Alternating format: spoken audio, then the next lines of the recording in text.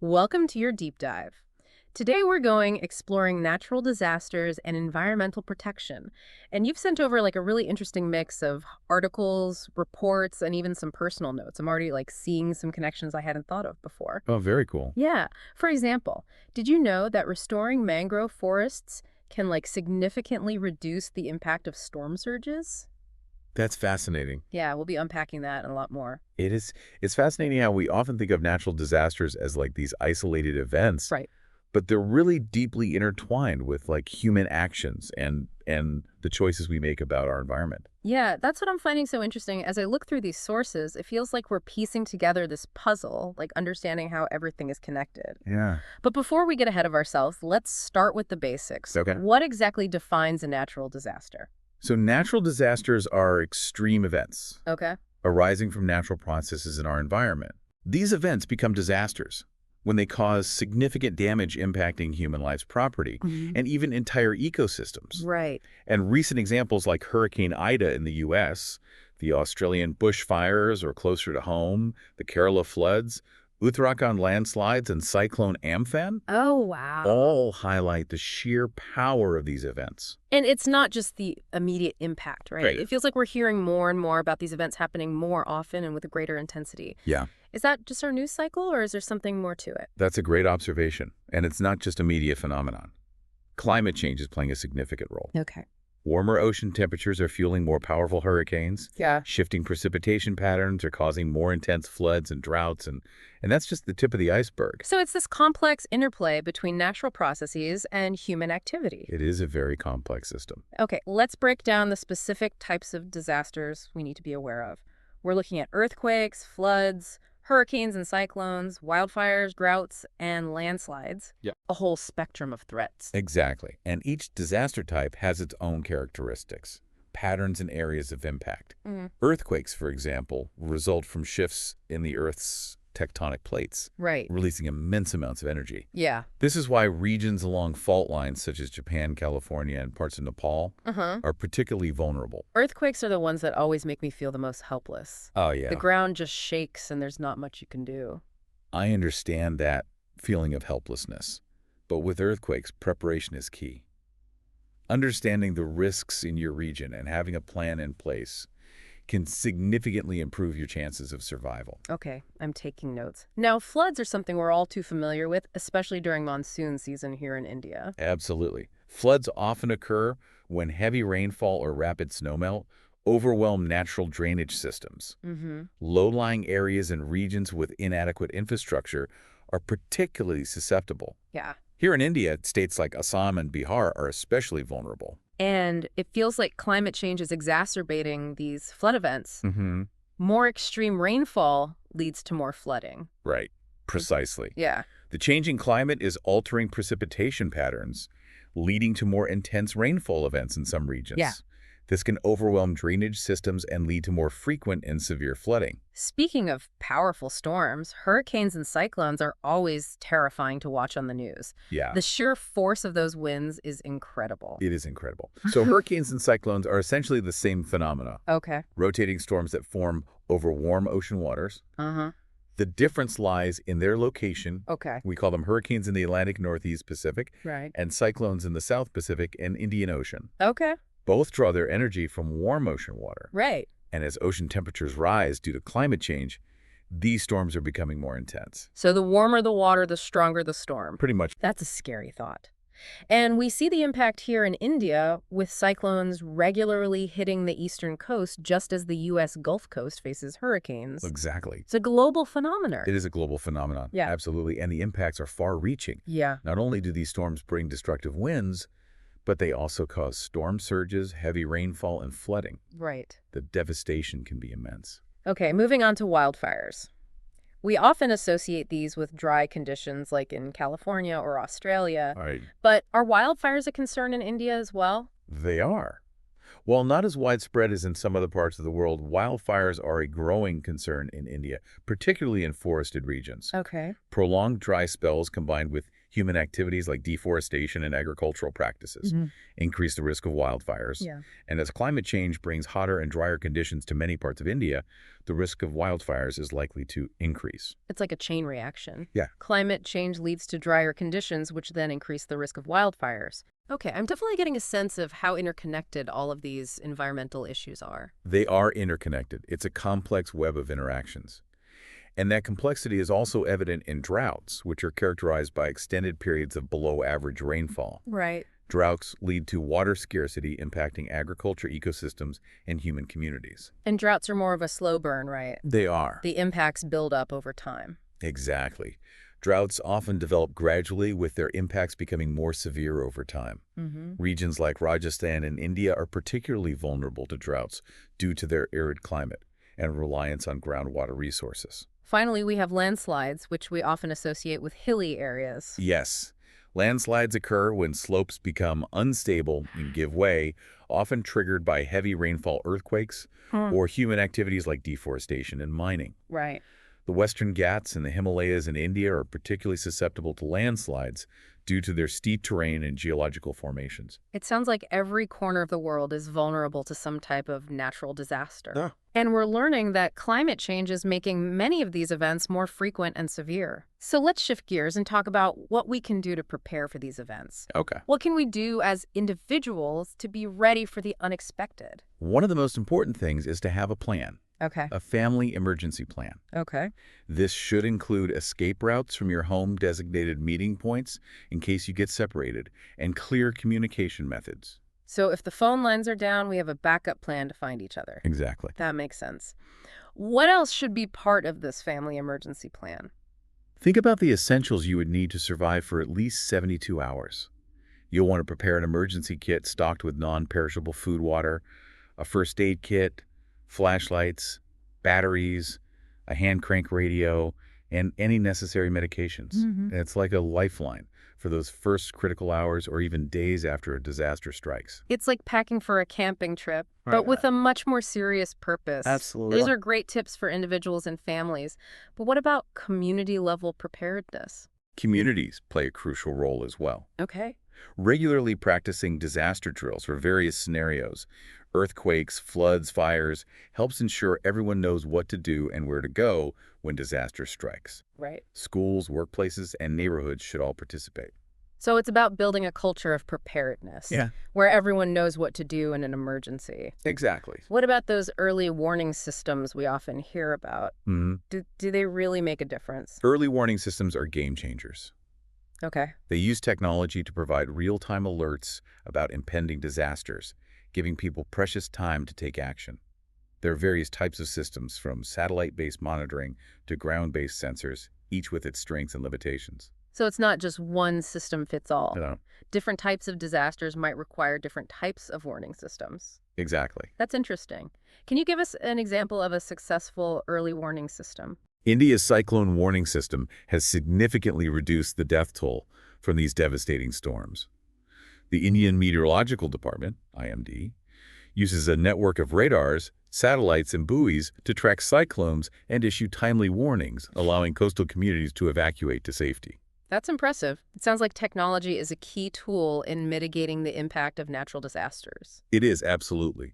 And we're seeing more and more innovative technologies being developed and deployed, from mobile apps that provide personalized alerts to AI-powered systems that can predict disaster risks with greater accuracy. This all sounds really promising. It feels like we're becoming better equipped to deal with these challenges, but it's not just about individual and community preparedness, right? Governments also have a big role to play. Absolutely. Local governments have a huge responsibility in disaster preparedness and response. They need to enforce building codes that ensure structures can withstand disasters, invest in resilient infrastructure like roads and bridges that can bounce back quickly, and make sure emergency services are well-trained and equipped. So it's a multi-layered approach. It is. Personal preparedness, community action, and strong government policies all working together. All working together. And let's not forget the power of public awareness campaigns. All right. Governments and NGOs play a crucial role in educating the public about disaster risks and the importance of being prepared. Yeah. These campaigns can empower individuals and communities to take ownership of their safety and build resilience. It's about shifting from a culture of reaction to a culture of prevention. Yes. Okay, we've talked about the immediate threats and the importance of being prepared, but I'm also curious about the long-term environmental scars left by natural disasters. Yeah, the environmental consequences can be severe and long-lasting. For example, floods can wash away fertile topsoil and vital nutrients, impacting agriculture for years to come. And what about the impact of wildfires? Mm. We see those dramatic images of charred landscapes, Yeah. but what are the long-term ecological effects? Wildfires can decimate entire forests, destroying habitats for countless species. The loss of trees and vegetation can lead to soil erosion, landslides, and changes in water cycles. The recovery time for these ecosystems can be incredibly slow, and some species may never fully recover. It's a domino effect, Yeah. with one disaster setting off a chain of environmental consequences. That's a great way to put it. Yeah. But amidst these stories of devastation, there are also stories of resilience and restoration. Okay. For example, after Cyclone Sidr hit Bangladesh in 2007, there were massive efforts to replant mangrove forests along the coast. Mangroves again. Yeah. I'm intrigued. What makes them so special? Mangroves are incredibly effective at mitigating the impact of storm surges. Okay. Their dense root systems act as natural barriers, absorbing wave energy and reducing erosion. Bangladesh's replanting efforts were remarkably successful, with studies showing that areas with restored mangroves experienced significantly less coastal damage during subsequent storms. Some estimates suggest that mangrove restoration reduced coastal damage by as much as 50% in certain areas. That's incredible. Yeah. So it's not just about cleaning up after disasters. Right. It's about rebuilding in a way that makes us more resilient to future events. Exactly. And this brings us to a critical point, the impact of human activities on the environment. Because while we're talking about natural disasters, Right. we can't ignore our own role in making things worse, right? Precisely. Right. Human activities like deforestation, industrial pollution, unsustainable agriculture, and greenhouse gas emissions contribute to environmental degradation, making us more vulnerable to natural disasters and their impacts. It's like we're setting ourselves up for a fall. Yeah. So it's not just about bracing for impact. It's about changing our behavior to minimize the risk. That's where the conversation shifts from reaction to prevention. Yeah. And that's precisely what we'll delve into next. Okay, I'm ready to explore this further. What can we do, both individually and collectively, to protect our planet and create a more sustainable future? That's a big question, but a crucial one. And it's one we'll tackle head on in the next part of our deep dive. I'm eager to learn more. Stay tuned. Welcome back. In part one, we talked about the increasing threat of natural disasters and the importance of preparedness. But now I'm ready to shift gears and explore how we can protect our planet and create a more sustainable future. It's a crucial conversation. Yeah. And one that requires us to think both locally and globally. We need to address the environmental challenges in our own backyards, Right. while also recognizing that many of these issues transcend national borders. That's what I'm finding so fascinating as I look through these sources. Yeah. It's about understanding the interconnectedness of it all. Let's start with some of the environmental challenges here in India. We have a lot to cover: air pollution, water scarcity, rapid urbanization. Right. The list goes on. It's true. India faces a unique set of environmental challenges, often driven by rapid development, population growth, and the pressures of a changing climate. Okay, let's dive into air pollution, something we all experience living in cities. What are the main culprits behind India's air quality woes? India's air pollution problem is a complex one. Okay. We have a confluence of factors contributing to poor air quality, including vehicular emissions, industrial activity, construction dust, and even agricultural practices like crop residue burning. I've heard a lot about this crop residue burning, especially in the northern states. What's the story there? After harvesting crops like rice and wheat, Okay. farmers often burn the leftover stubble to clear their fields for the next planting season. Right. It's a quick and inexpensive method, but it releases massive amounts of smoke and particulate matter into the air. Wow. Particularly in states like Punjab and Haryana, this practice contributes significantly to the smog that blankets North India during the winter months. So it's a classic case of short-term convenience leading to long-term consequences. What are the health implications of breathing in all this polluted air? The health impacts are serious and wide-ranging residents. Respiratory problems, cardiovascular disease, even certain types of cancer have been linked to prolonged exposure to air pollution. Children and the elderly are especially vulnerable, as are those with pre-existing health conditions. It's frightening to think that something as basic as breathing can become a health hazard. It is. It highlights the urgency of finding solutions.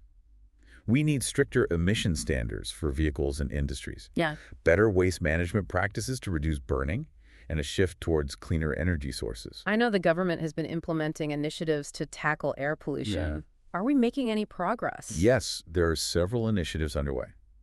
The National Clean Air Program, NCAP, for example, Okay. aims to reduce air pollution levels in major cities across India. Mm-hmm. There's also a growing push for electric vehicles and renewable energy. So there's hope on the horizon. Yeah. What would you say to people who feel overwhelmed by the scale of this problem? There's definitely reason for optimism.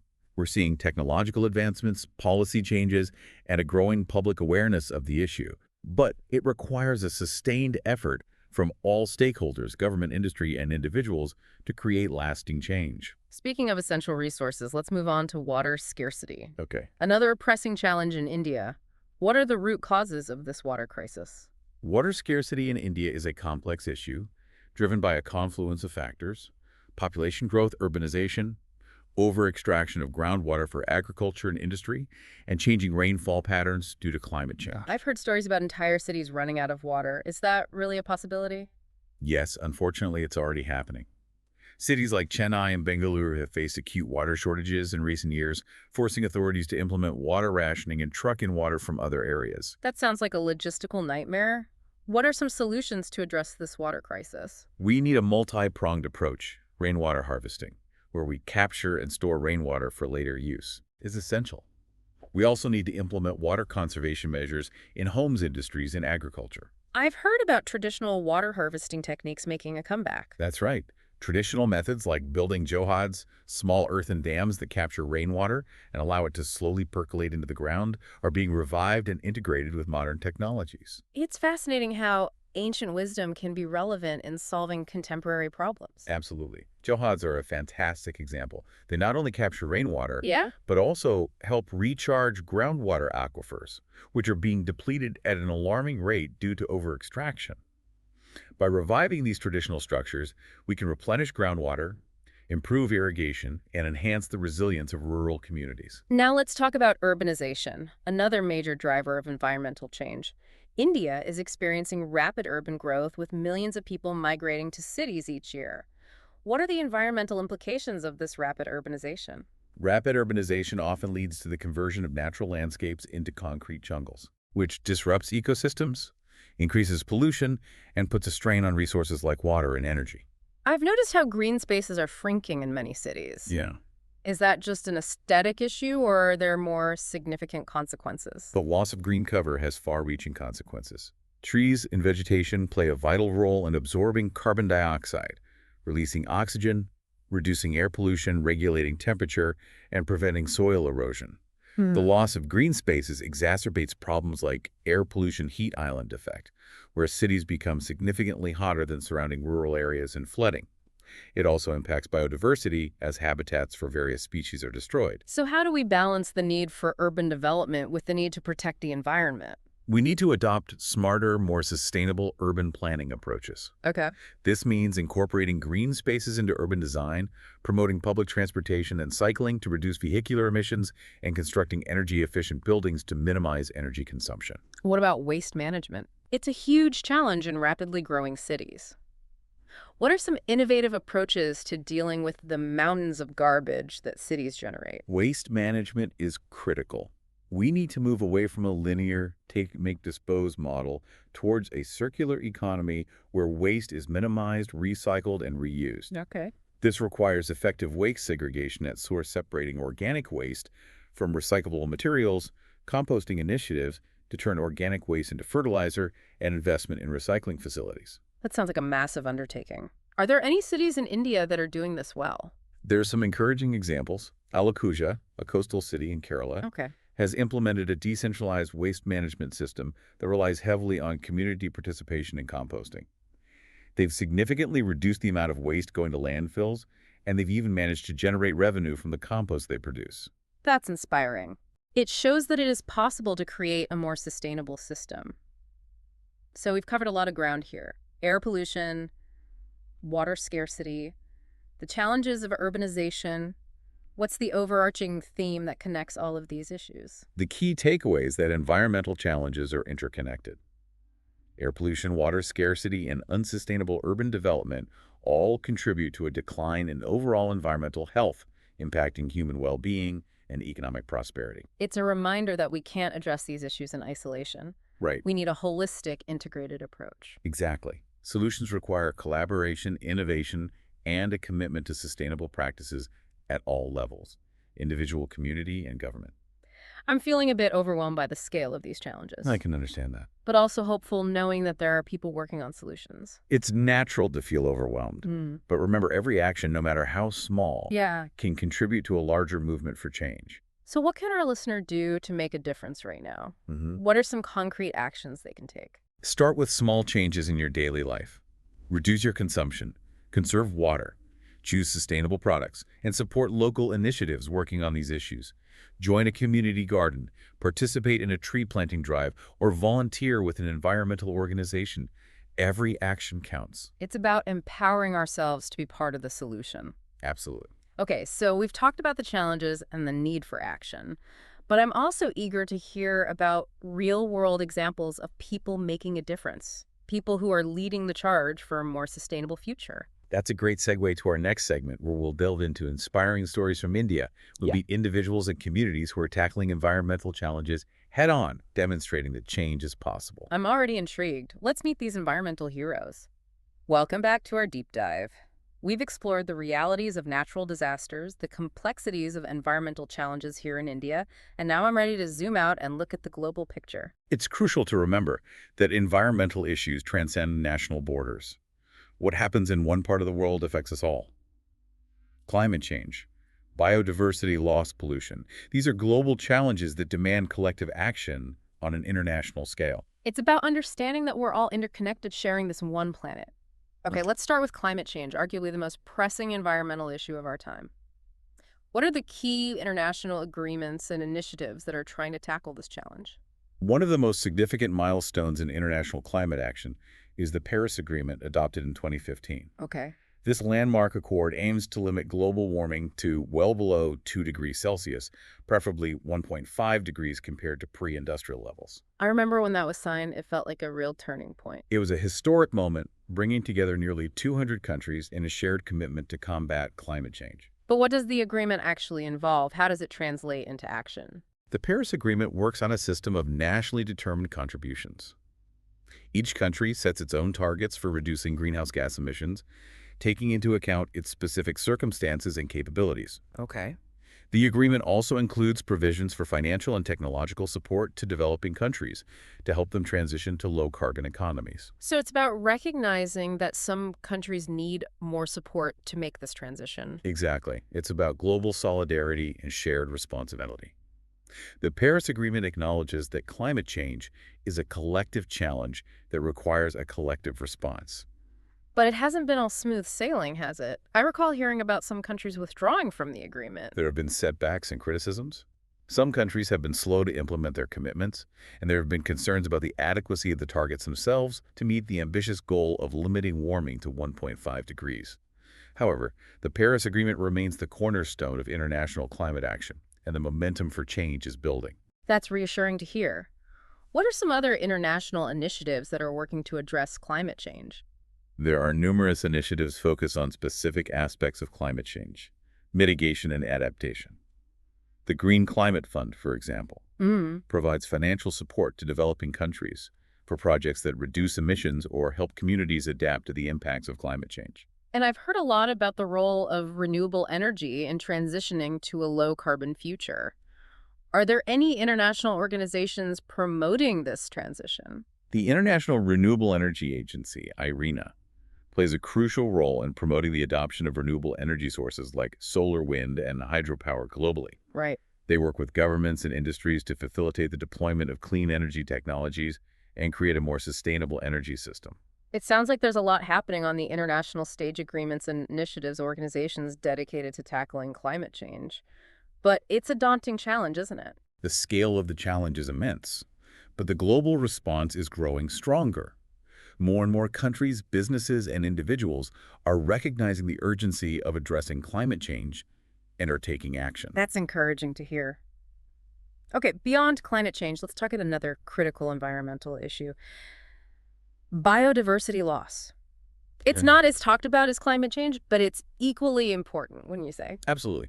Biodiversity loss is often called a silent crisis, but it's happening at an alarming rate.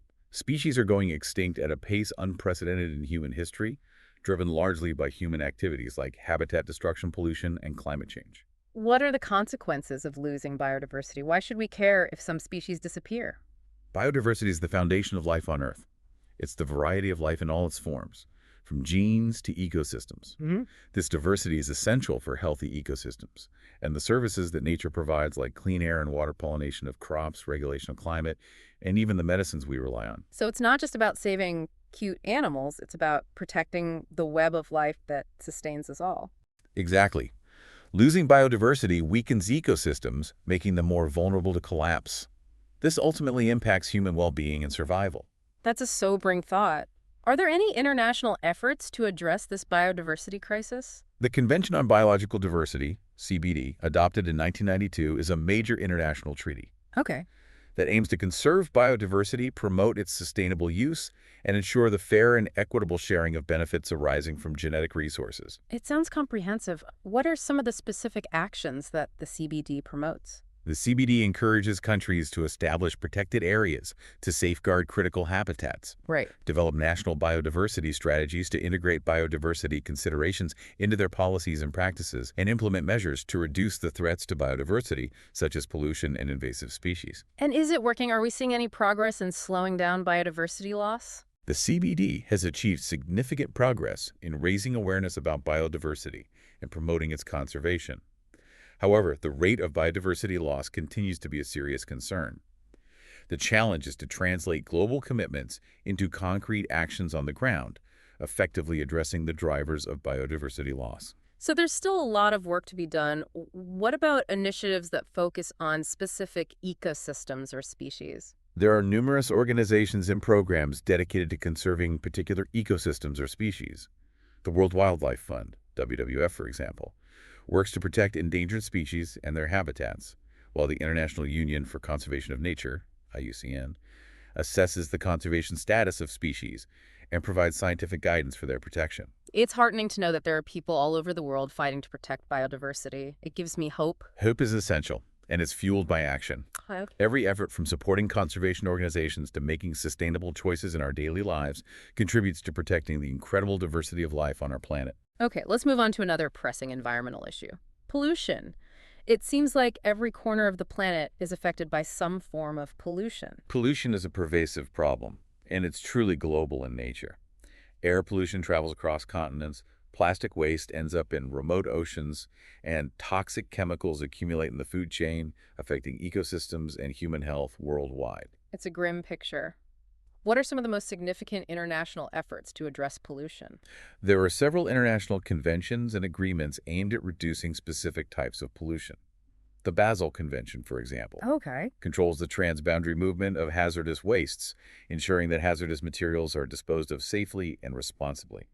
The Stockholm Convention aims to eliminate or restrict the production and use of persistent organic pollutants, POPs, which are toxic chemicals that can persist in the environment for long periods and accumulate in the food chain. And what about the plastic pollution crisis? It seems like we're drowning in plastic. Plastic pollution is a major environmental crisis. The United Nations Environment Assembly has adopted resolutions to address this challenge, including a commitment to develop a legally binding instrument to end plastic pollution by 2024. That sounds like a promising step. What will this legally binding instrument involve? The details are still being negotiated, but the goal is to create a global framework to reduce plastic production, improve waste management, and promote a circular economy for plastics, where plastic is reused and recycled rather than ending up in landfills or the environment. So there are international agreements, organizations, and initiatives addressing climate change, biodiversity loss, and pollution. Seems like there's a lot of effort being put into tackling these global environmental challenges. But with all these efforts, why do these problems persist? What are the roadblocks? These challenges are complex and deeply intertwined with economic systems, political structures, and even social norms. Addressing them requires not only technological solutions, but also political will, economic incentives, and behavioral change. We need governments to implement and enforce environmental regulations, businesses to adopt sustainable practices, and individuals to make conscious choices that reduce their environmental impact. It sounds like a tall order. Are we making any progress? Change is happening, but it's not happening fast enough. We're seeing a growing global movement for environmental protection, fueled by a recognition that our planet's health is inextricably linked to our own well-being. The challenge is to accelerate this movement to create a critical mass of action that can tip the scales towards a more sustainable future.